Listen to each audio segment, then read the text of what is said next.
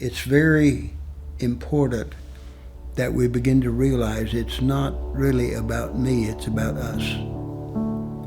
No longer I who live, but Christ who lives in me. And incidentally, I recognize Christ lives in you. Now, his life in you may look quite different from his life in me because it's coming through a different lens. Jesus' life coming through you looks different from the way it is when it comes through me. And we need to be comfortable with that, because God is much bigger than any individual can ever share. There's a song that we used to sing in the 70s.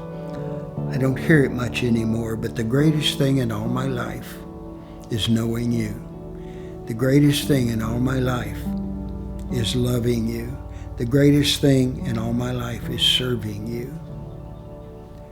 And I did a retreat for a church group. Actually, it was the church in Russell, Pennsylvania, that went up to retreat center at Lake Chautauqua, and we had this church group there.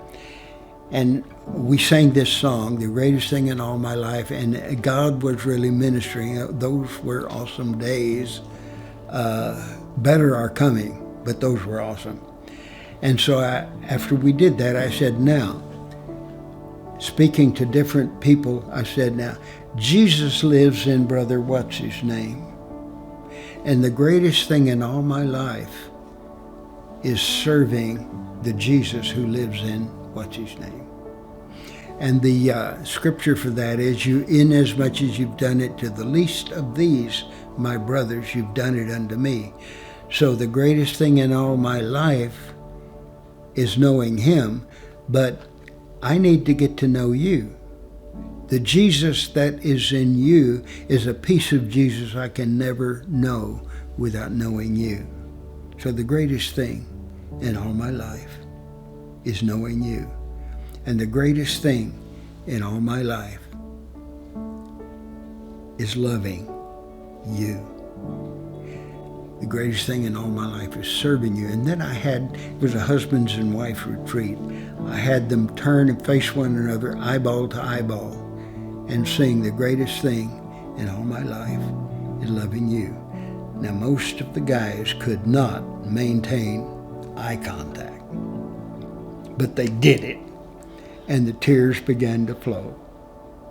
The greatest thing in all my life is serving the Jesus who lives in you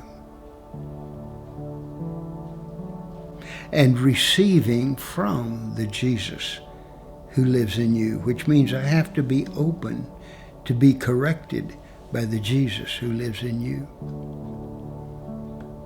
This is life. This is biblical life. I love the world we live in.